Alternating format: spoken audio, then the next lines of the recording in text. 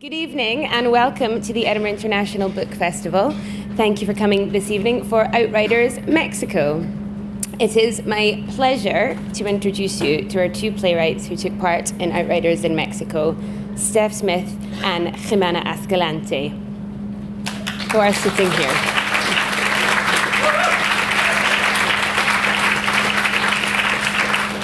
Oddly, for a book festival event, I'm not going to invite them to come and speak to you just now. I'm going to let their performances speak for themselves. When they were in Mexico, they created a lot of work which will come out over the next few years to come. However, we have some script excerpts, and Emily Rootlinger, our director, has been working with our three performers over the last couple of days, and they're going to perform scripts for you. So I'm not going to say much more, but we'll have a discussion with them afterwards. Thank you very much.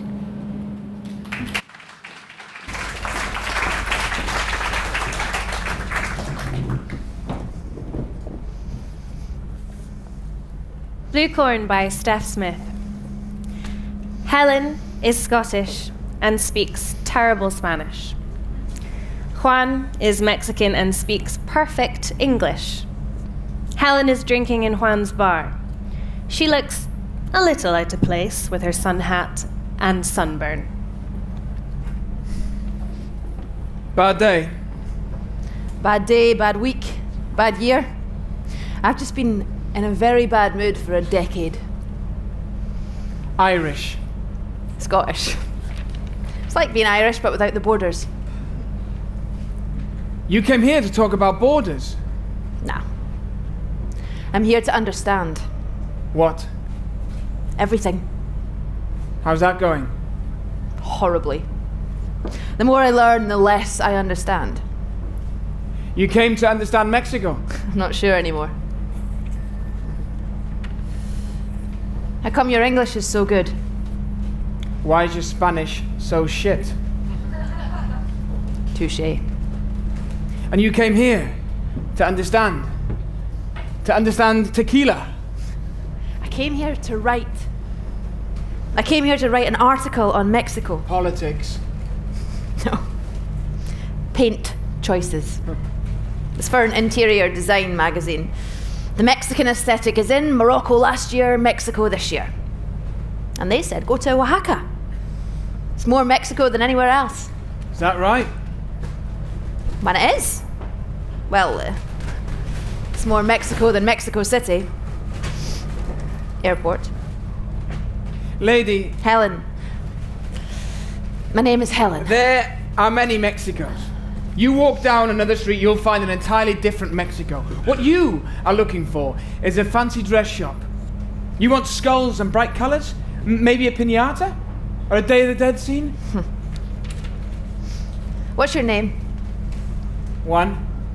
Nice name. Authentic enough? You don't like tourists? No, I love tourists. But tourists make my life and my business possible. Then why are you so rude? I'm not rude. I'm just not British. I went there a few years ago. People were so polite, I found it insulting. So polite, it paralyzed them from saying anything that had a point. Oh, there is a mariachi band across the road if you want one. Look, I'm not stupid. I'm not here for piñata, which, to be honest, always struck me as a death trap for children.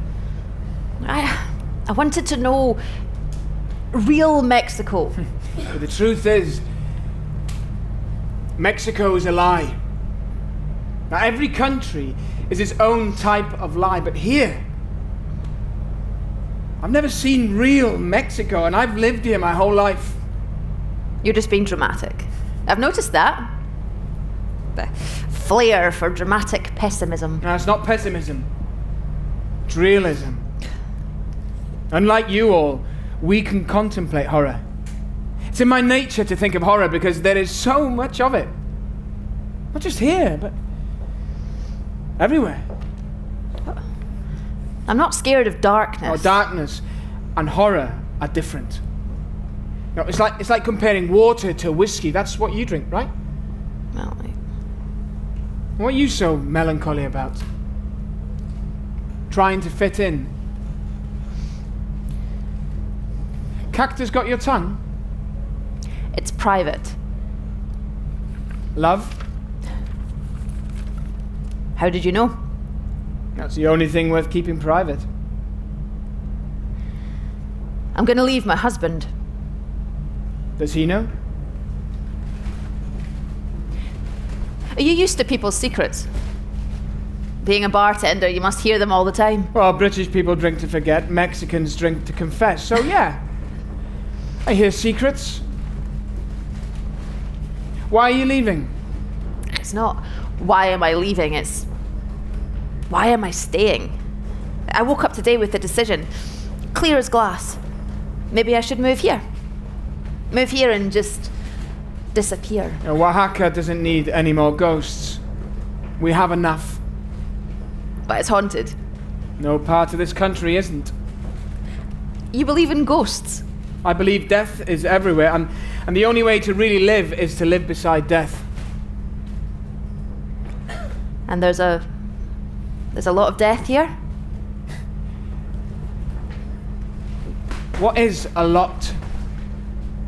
You are so loose with your language.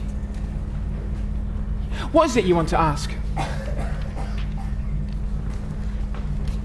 Is it dangerous to live here? Ah, you see.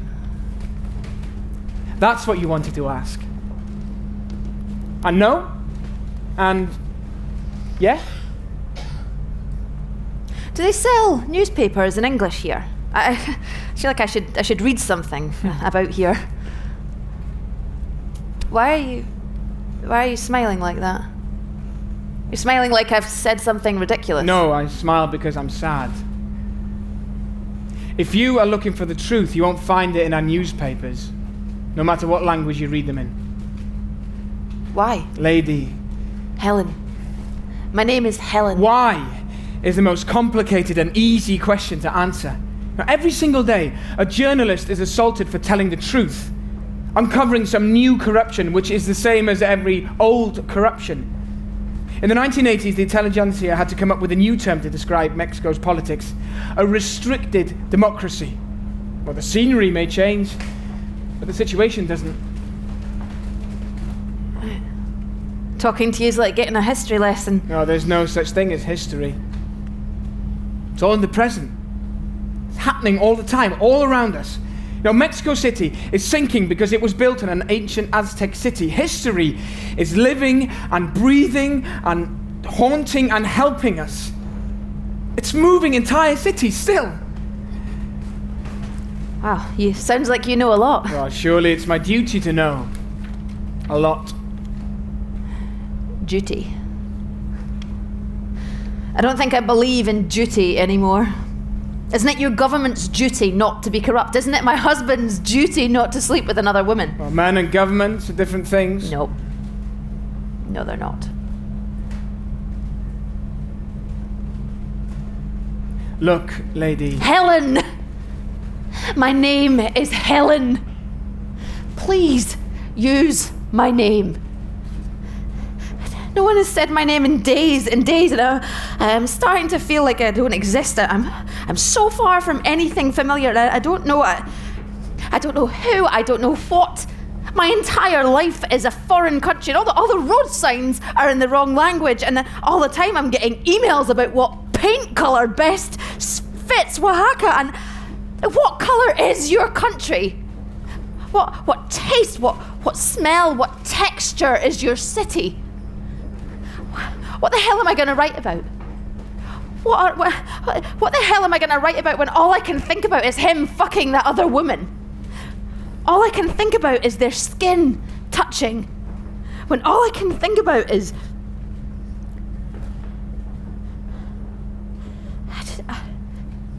I came here to escape. But I keep bumping into myself. It's like this entire city is made of mirrors. You know one thing. One of the many things I love about this country, my country,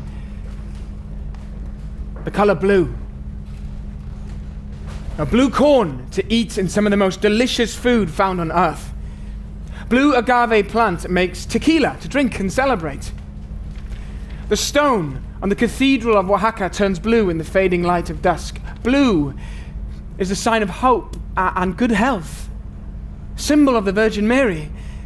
Mayan blue is a color found in ancient ruins. Blue dye from the plants native to our state, used only in our textiles.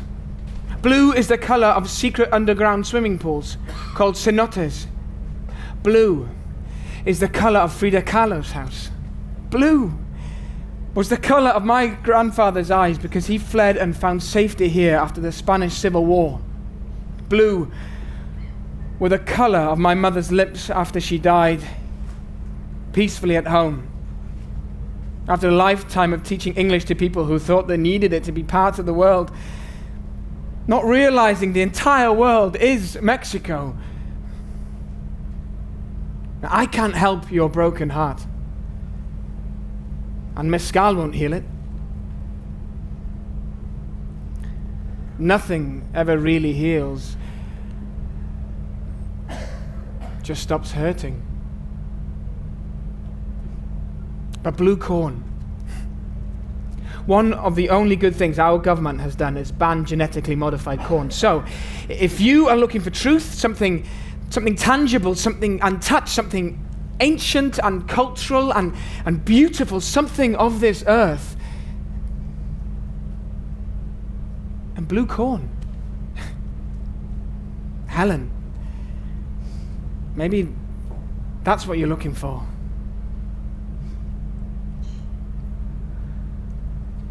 Why are you smiling?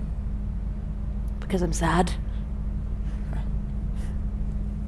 And because I can't remember the last time someone was so kind to me.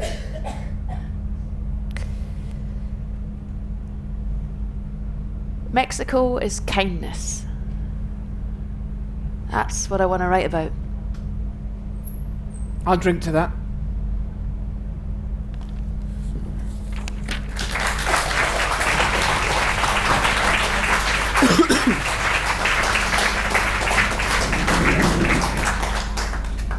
Exfriends by Ximena Escalante.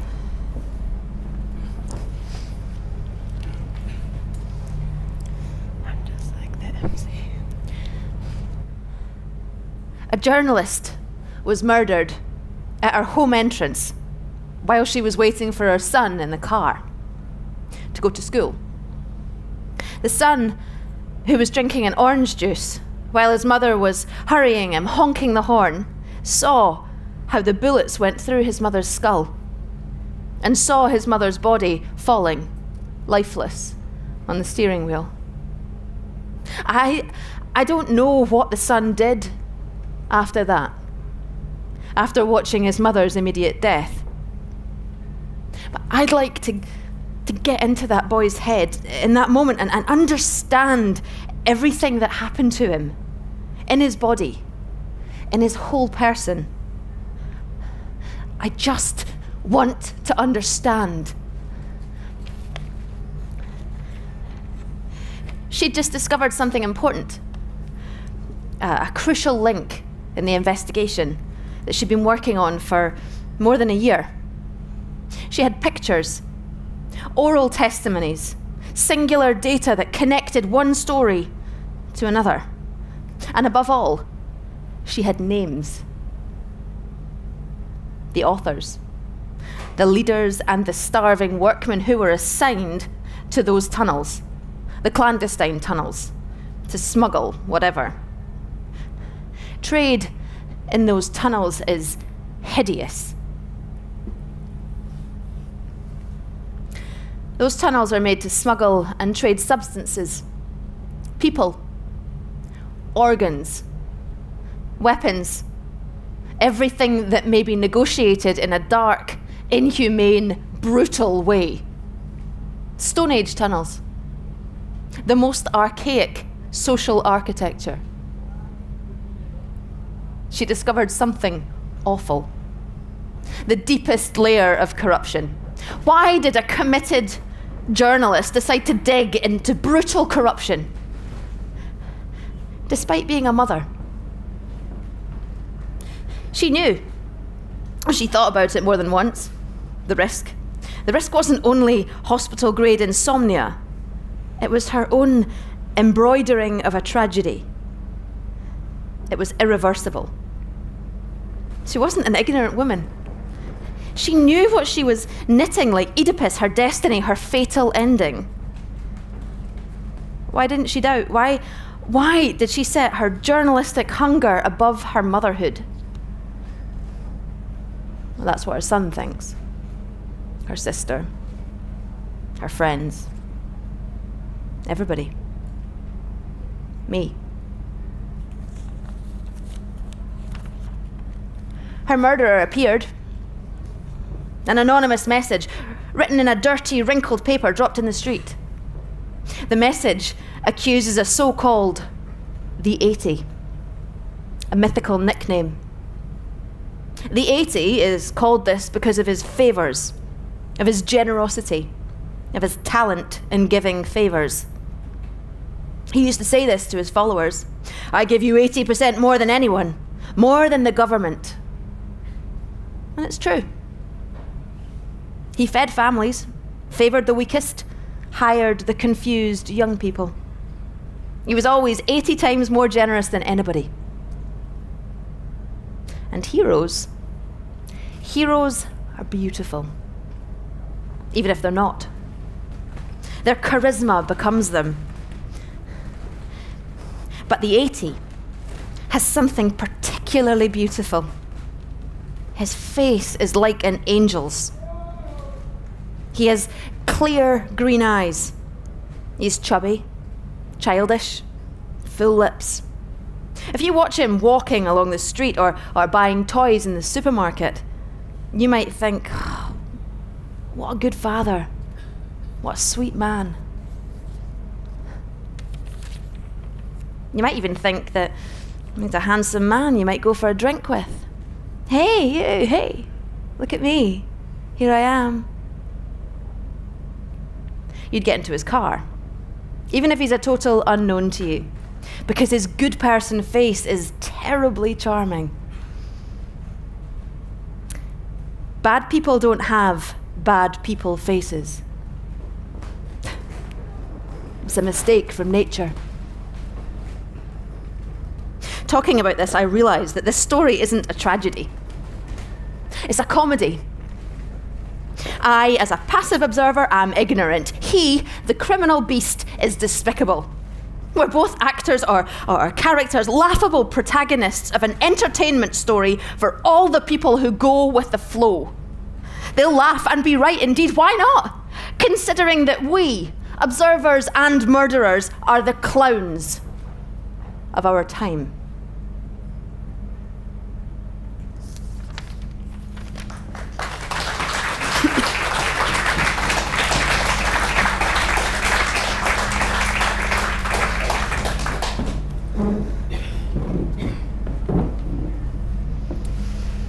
Maid by Ximena Escalante. Scene 1. The maid is standing up, alone, in the middle of the kitchen, a little suitcase beside her feet. A jumper hangs from her arms. She observes everything, recognizing the place. Her nervous hands tangle up. One scratches the other. The silence breaks with strong steps and elegant shoes slowly approaching. She's the missus of the house. She watches the maid, smells the atmosphere. Then she inspects her in detail. I've just arrived to work at your house. I know. It's better that you call me ma'am. Yes, ma'am. I've just arrived to work at your home. Every 3 months I'll take you to the doctor and have blood tests made on you. Blood tests, ma'am? Tuberculosis and gynecological tests, amongst others. You'll take care of my home and my husband. You must be healthy. I'm healthy, ma'am. Why do you look at me like that? You're talking? I'm listening, ma'am. Because your eyes, so intense. Sorry, ma'am. I'll never look at your eyes when you're speaking. It's better not to look at our faces directly. Ever. Scene 2. In the kitchen, the maid washes the dishes. Mr. enters. He watches the maid, and before going to his work, he greets her. Maid, Sir? I just wanted to meet you. You're the new maid. Yes. Indeed. I see. Do you like the house? Yes, sir. And that's all? Sorry, sir? You don't have anything else to say? I like the tree in the garden. Ah, yeah. I didn't realize how much it's grown. I don't have anything else to say. That's okay. He inspects her more. Sir? What? May I leave now? Where? To my duties. Well, you're in a hurry. No? Then you can wait. Yes. Sir. What's wrong?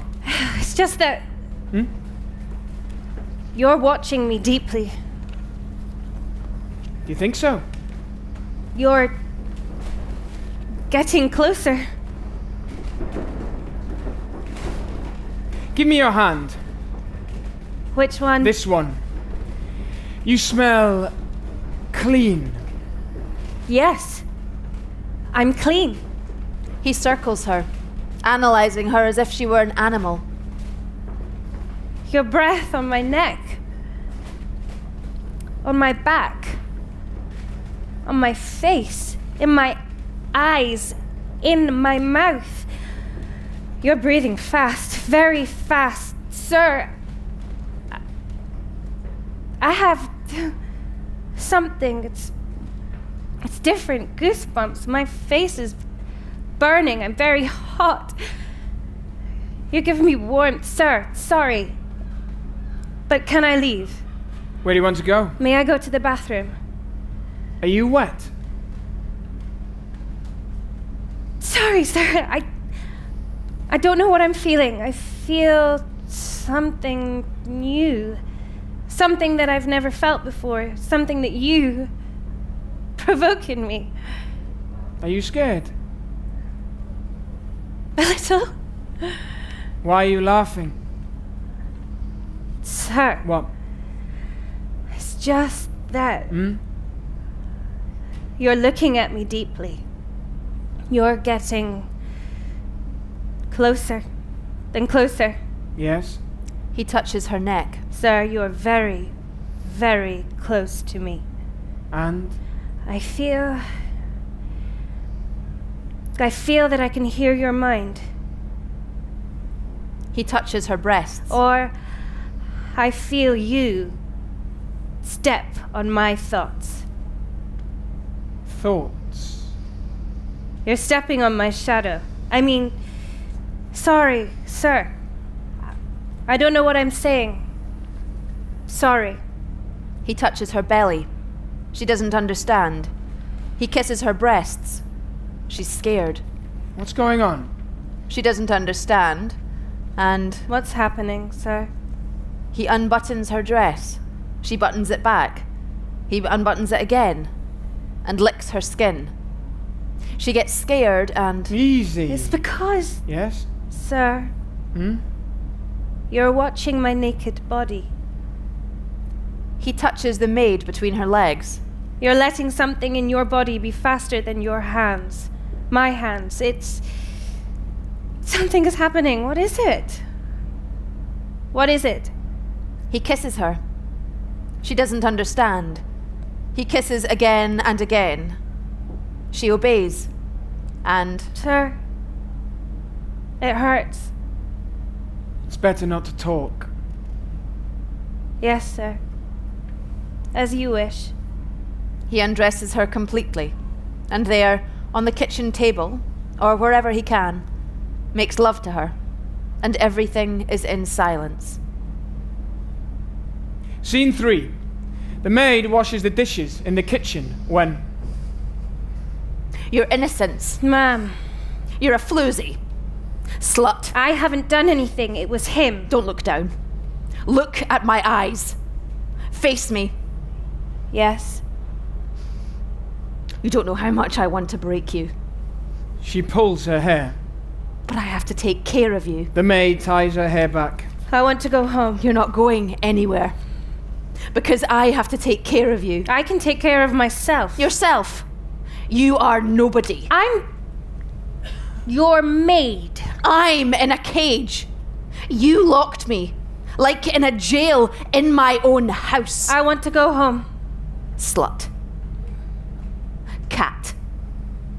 You're a hot pussy walking on the roofs, and then you pretend to escape by the dark alleys. Pussy. Where? In my bed? On my dining table? On my floor? Over my clothes? How? How did you lay down under my husband? Where? I'm leaving, ma'am. You're not going anywhere. You're staying here, just like me, in this jail. We both live together. Why? That son, or daughter, or whatever you carry in that womb, is mine. It's mine. Lives inside me. Your words, your feelings, your thoughts, everything that is yours now belongs to me. That being will live there. I will raise him or her as if it were mine. Mine. Will have all the privileges and rights that my child must have. But it's my child. 1, it's mine. 2, you will never tell the child the truth. 3, you understand that this is the better way for all of us. 4, I'll try to love that child. Nobody ever explained to me at home or back in my town the things that would happen to me. This is a robbery. How do you explain to a cat that she's a cat? How? I'm not an animal. You're worse. Your flesh intruding on my house, flesh with sex entering my bed, flesh with lies, flesh looking for more flesh in my home's halls. You're a flesh that builds my jail and our cage. You and I, we both live locked. You in my home, me in your body.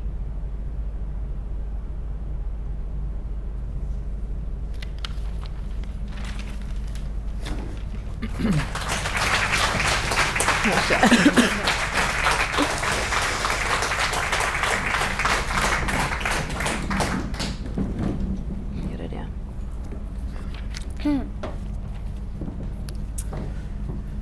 And Tomorrow by Stef Smith. The play is set anywhere there is a border. We are in a dressing room. Clothes and wigs are hung up, lights are lit around a mirror, and makeup is sprawled everywhere. It's a simple setup, but not without its charm. S has just found out she's pregnant. She's unsure who the father is. What will you do? I thought about leaving. About trying to cross the border.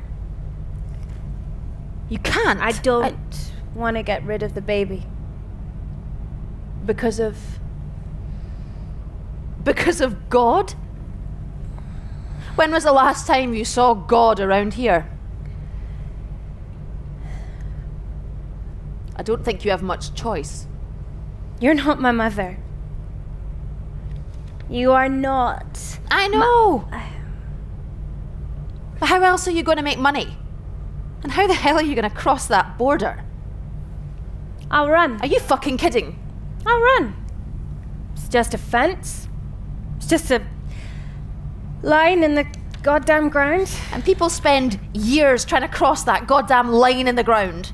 All over the world, people's lives are spent trying to cross a line in the goddamn ground. And if you don't get shot, or arrested, or impaled in the process, what will you do when you get to the other side?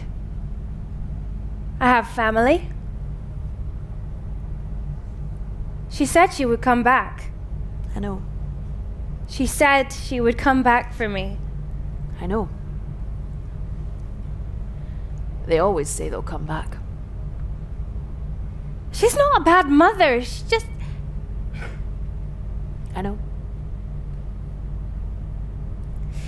I just thought I could teach myself some English. Maybe I could find something else to do. I thought I could maybe... Be careful of hope. It can be a prison that you build for yourself, and there are enough walls in this city. I thought he loved me. I thought that just this once... It was just this way he touched me. Sex has nothing to do with love. And I should know. I've sold it for long enough. I've danced for it long enough. Sex has nothing to do with love. Nothing looks less like love than two people thrashing into each other. Sex looks like death. Sex is closer to death than love, and that's why people are drawn to it. We're attracted to death. Don't leave. Well, I can't stay. You hate this city. You hate this country. Why are you saying I should stay? Because this is our home. As damaged and deranged and dark as it may be, this country is my home. And I hate it. And I love it so much that the love is almost like a form of grief. You know, sometimes I wish I had done it differently, but the truth is, I can't see how I would have done it differently. For women like us, for women who are born with nothing and leave the earth with even less, it never changes, no matter where in the world you find yourself. It's got to change. I'll change it. How in the hell are you going to get a whole goddamn world to change? Well, it can't get any fucking worse. And I am not like you. I want to have hope and dreams, and I refuse. I refuse to think that this is it, that it's normal, because this isn't normal. It is our normal. No, this is your normal. And as long as I breathe, I hope. How dare you say I shouldn't? Just trying to protect you. I know. And that's what makes it so fucking awful.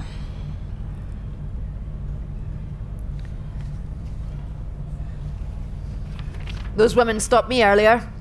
Those women from the charity asked me for my details. What did you say? I said I was born on the wrong side of the border. And they asked me what border I meant. And I said all of them. I can't be bothered to dance. When are you on? Next. Security said there's a group of women there. Journalists or something. All sitting there pretending to enjoy their warm beers. Looking at us. You think they want to write about us? We'll just be some other nameless, faceless hookers living on a broken border town. I bet I'll sell millions in Hollywood. We'll still be here. Dancing the same routines to men with penises the size of my pinky. Having said that, Hollywood will probably relocate the story to Korea or Thailand or Italy or China or Turkey or Greece or Somalia. Well, maybe that won't be my story. Maybe my story will be different. Maybe. What will you do? About the baby? About the boy? Well, tonight, I dance and fuck a man who is willing to pay. And tomorrow... And tomorrow? And tomorrow...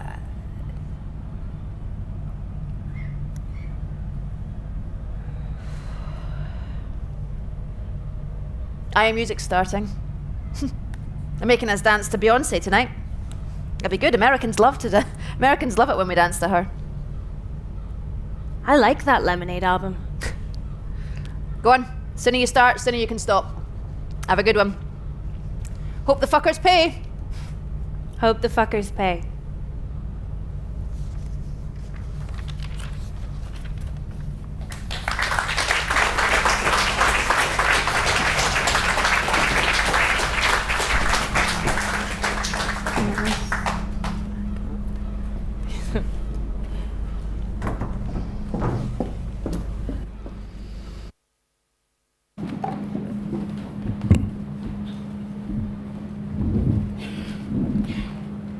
Thank you for that.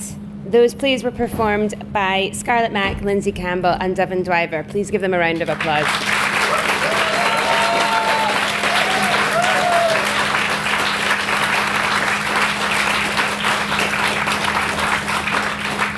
And now please welcome to the stage that we've set up wrongly now because our water is behind us, but we'll go with the flow anyway. Please welcome Ximena Escalante and Stef Smith.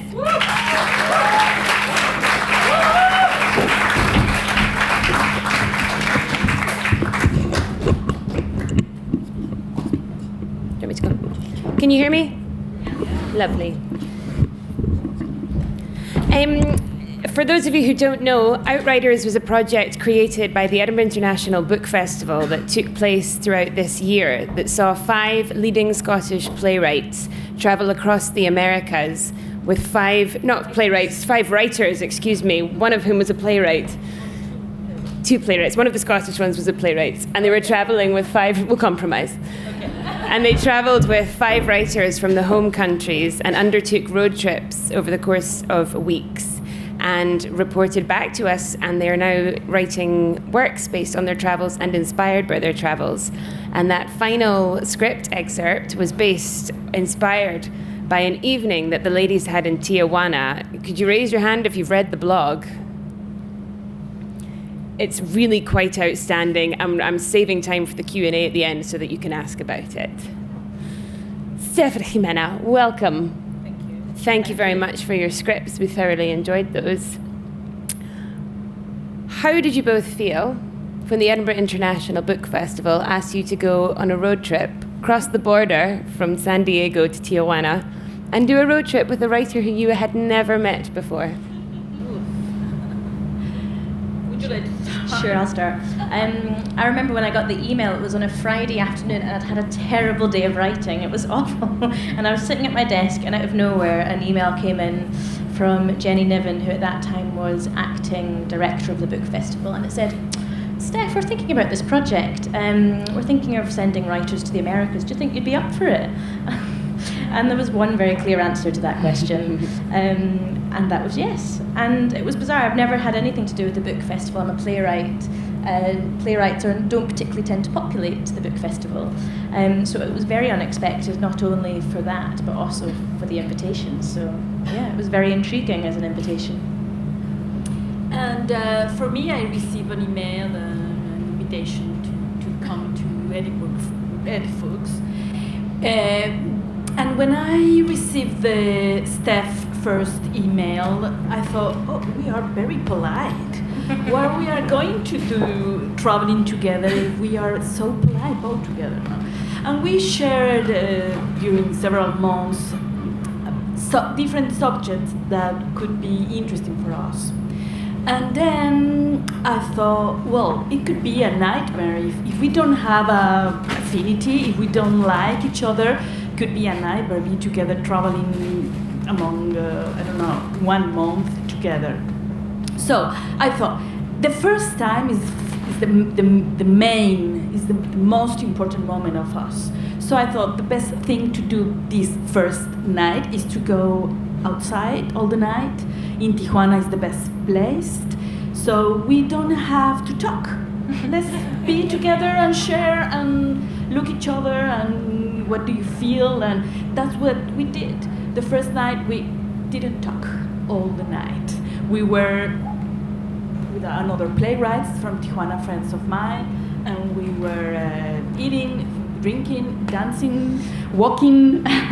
We arrived at our hotel very early in the morning, and then the next day I felt that we have been together since always. I felt that she's my friend from my childhood. So we didn't we talk all the travel. We have time to talk all the next weeks, and we didn't to know who are you, because I knew it since the first moment, since the first night. Stef, could you tell us about the border, about crossing the border and looking for the wall? Yeah, so it was really interesting. I actually flew into San Diego, and I was to meet Ximena in Tijuana.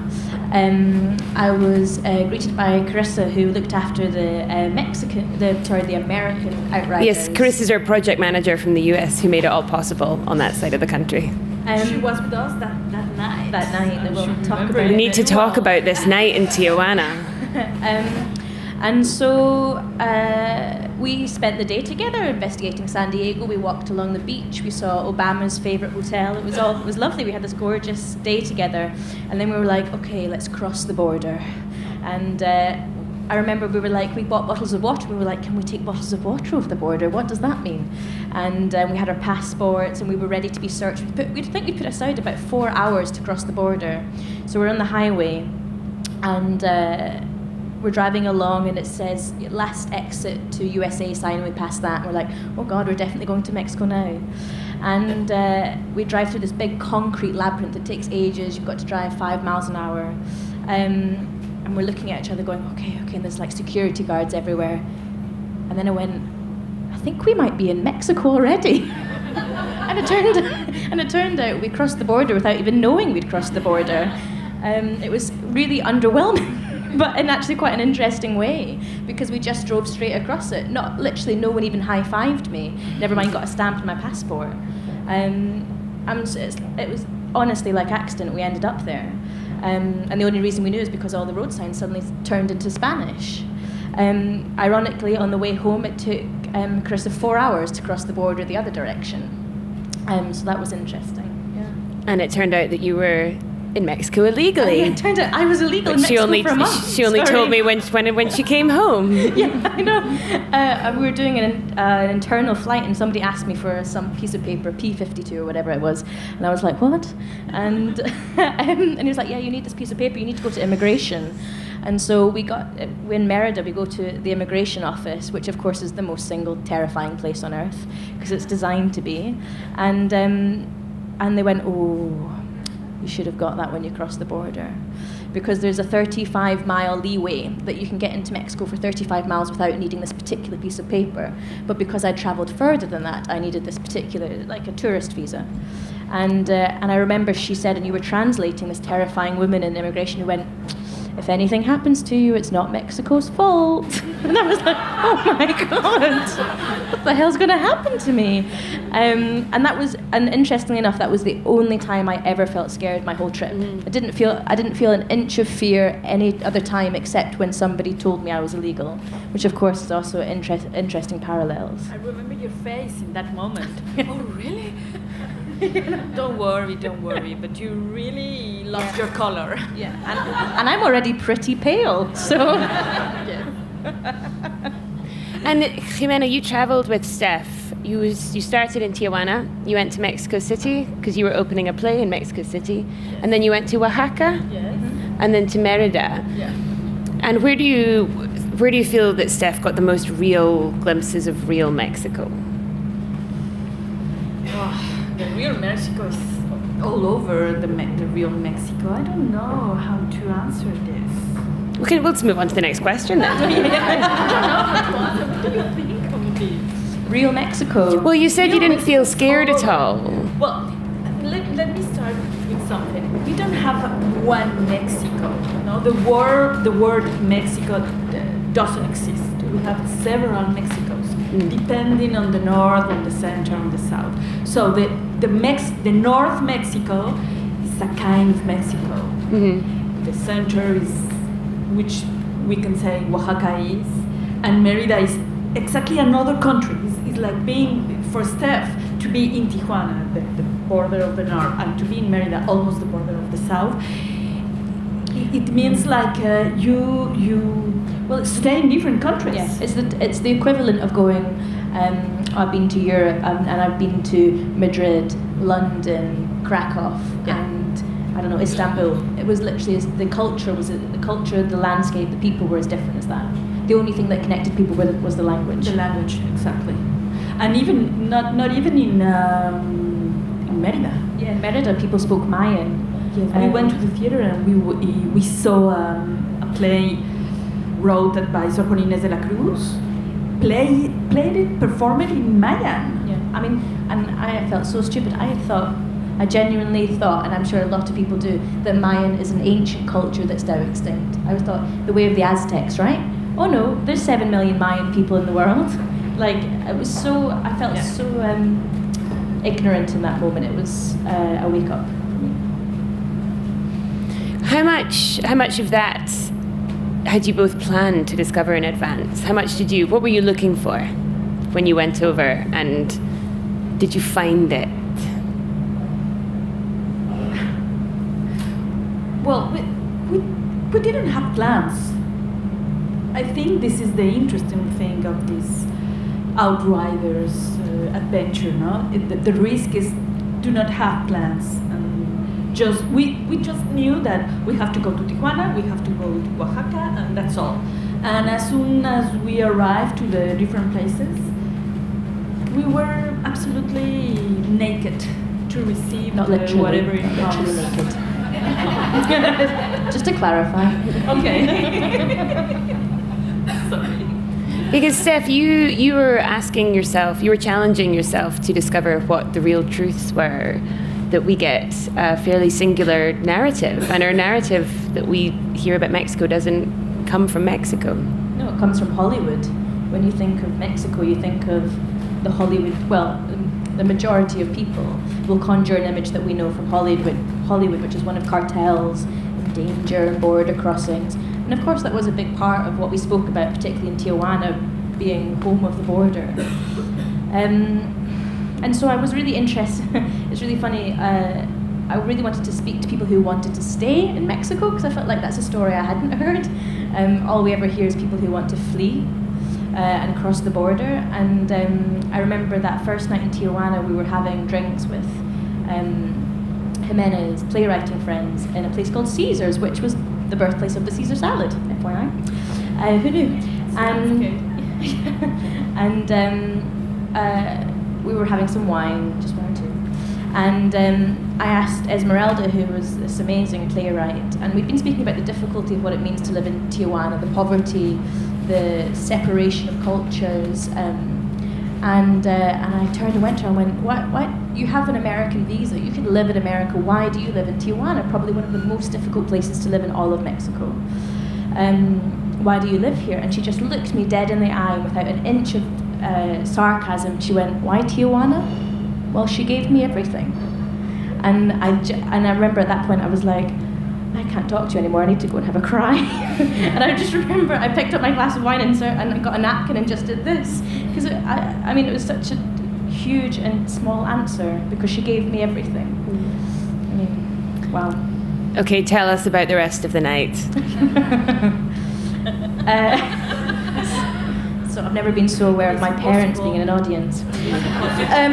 So that night, we go for dinner with 3 female Mexican playwrights who live in Tijuana. They're not from Tijuana, but they have lived there for many years. And I think it was Esmeralda who said, okay, if you want to see Tijuana, real Tijuana, we need to show you some things of the city. And Tijuana is the home of prostitution in Mexico. And I think it has one of the biggest populations of sex workers in all of the Americas. It's also really well known for its strip clubs. And there's one in particular called Hong Kong, which is approximately, it's 3 levels, 4 levels, and every level is probably double the size of this room, so it's big, it's industrious. And to cut a long story short, we managed to get... No, don't. Basically, we weren't allowed in because we were females. Only men are allowed in these clubs, unless you're working them. And we go to this other club, which is... ironically feels really underwhelming now. It was if you conjure an image of a strip bar, it was exactly that. So we go to that club, we have a few beers, we're like, oh, it's sort of horrible and sleazy, and oh, this doesn't feel good. We walked past this Hong Kong place, and Esmeralda, I remember, she said to the bouncer, she was like, that place let us in, why can't we go into your club?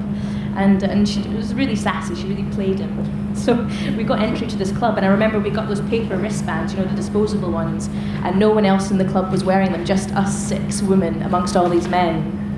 And so we go in and we watch somebody dance, and the only difference I noticed at the start is that this time the women strip until they're naked. The other place, they just go down to their underwear. This place, everyone was naked. And I won't go into too much detail because you should read the blog that I've written on it if you really want to know the detail. But it was affronting because it crossed a line from what I would call stripping dancing into something that felt more like sex work. There was the women used items on themselves, on each other. The men then paid to use the items on the women in front of everybody. And at one point, I remember she would do this. She went, which meant $10 American dollars, and the guy went no, 5, and she went okay, and then she used a dildo on her, and the men were haggling to get the women down. And by this point, there was probably about 50 men watching. And I should point out, I didn't feel unsafe, and it was really slick. It was like, it looked a bit like the top-end IKEA kitchen. It was all very wipeable and black, and strobe lighting, it felt a bit like Vegas. And as the night went on, the women did this routine that went on for about an hour with each other, using items on each other. And I think by the end there was probably about 100 men watching, and putting money on their bodies. And that was my first night in Mexico. And that was a lot. I'd never seen anything like it. And the interest, maybe one of the interesting things, is not so much what the women were doing to each other, it's how the men were behaving. It was like a pack of animals. And that was the thing that I actually found grotesque, was not what the women were doing. They, consensual adults can do whatever they want. But it was how the men watched, and how they watched in silence. It wasn't like it wasn't like they weren't shouting, or it wasn't rowdy as you imagine. They were watching in silence, which was bizarre and horrific. And I should point out that place is not unique. It's not unique to Tijuana. It's not unique in many ways. And I would like to point out, we had lots of fun. Also, we had lovely times and really great, hopeful conversations about the future. But every now and again during our trip, we would talk about those 2 women and go, they're probably still there doing that. Well, we've seen the country in a month. Those 2 women are still there doing those things to each other. Yes, so that was what happened. But you can, if you want to know the real details, you can just Google Stef Smith Mexico blog and it comes up. Read about it. But Hong Kong, it wasn't the only place we stayed and we visited that night. We walk a lot by the city by night, and I would like to add some thoughts about this night in Tijuana. I felt that Tijuana is by night is the center of the world.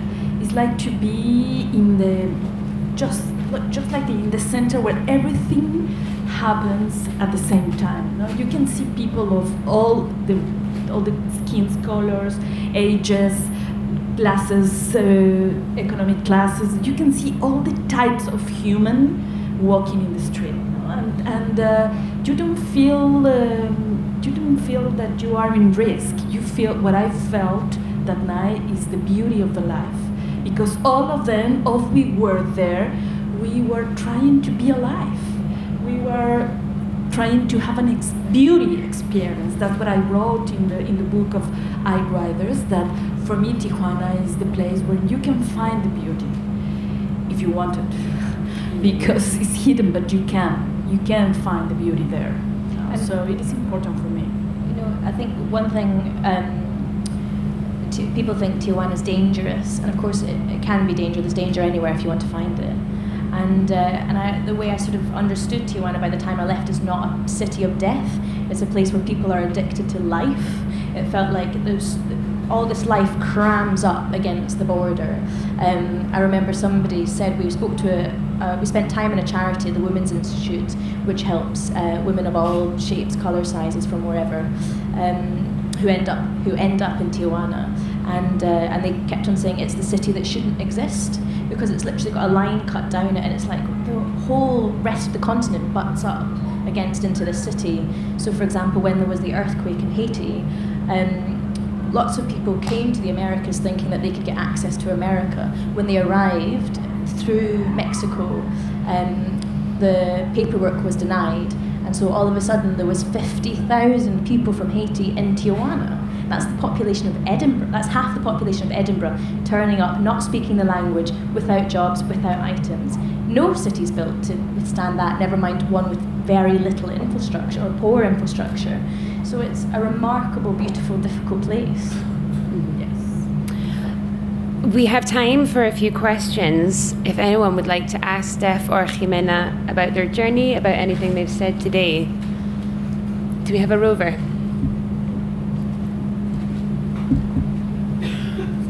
Which part of Mexico, sorry? Oh. Which part of Mexico you mentioned Tijuana? Sorry, we've got a microphone coming to you. You mentioned Tijuana.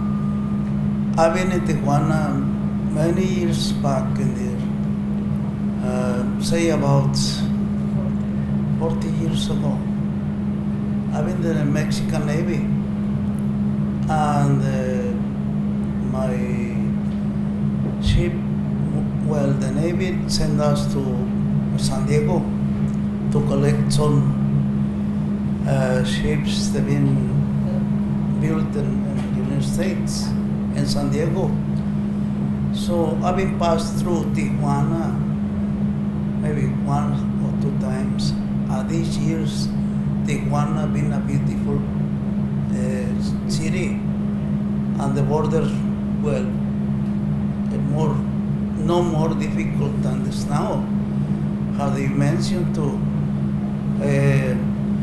But I want to know if you've been across Mexico City, another parts of Mexico. Say you mentioned Yucatan, Oaxaca. And Oaxaca. I've been in Oaxaca, see.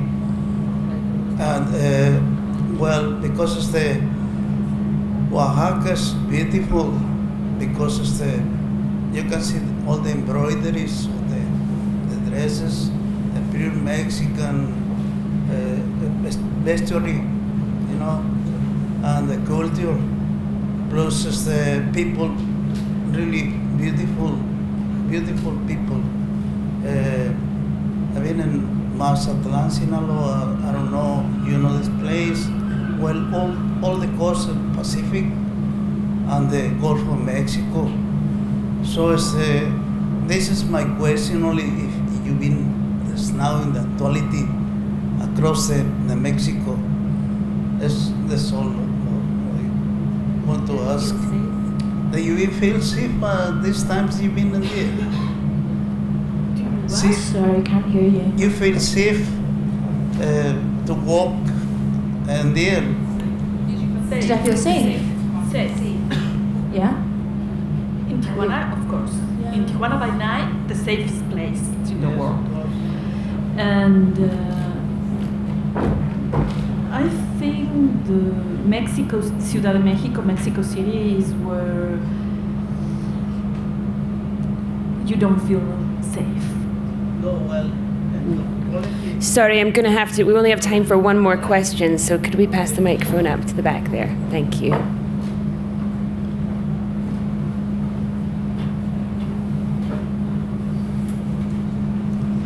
So, Stef, you've done Mexico. When is Ximena going to come over for a Scottish road trip? Well, we've been having a lot of fun in Edinburgh, so yeah. I mean, we did speak about that, whether it would be an excellent counterpoint to show our of all the Scottish Outriders then got to host and show the international Outriders. So maybe another time. Well, it's interesting for the Outriders project to have the opportunity from Outriders from the other side of the world travel in Scotland, no? Because my stay is only here. I'm going to the theatre, to the Edinburgh Fest, and the activities about the festival. But I would like to know Scotland, obviously. We'll ask the Edinburgh Book Festival for next year's Outriders. Thank you all very much for coming. Just now, if you have any more questions that you'd like to ask Stef and Ximena, as you leave, you're all going to receive one of the Outriders book that has excerpts from all the journeys across the Americas. Please feel free to take it into the bookshop that's just outside the venue here, and they will sign it for you. They don't have to, but you can also ask them questions about their journeys. If you would like to find out about the other Outriders journeys, in about an hour, Jenny Fagan and Bonnie Jo Campbell are going to discuss travelling from Detroit to Silicon Valley. And then tomorrow, Mariana Enriquez and Kevin McNeil will discuss their journey in Argentina. And tomorrow evening, Malik Italic and Jennifer Haig will tell us about their journey from North Dakota down to Mississippi. And I think that's all for this evening. Thank you very much for coming, and please thank Ximena and Stef.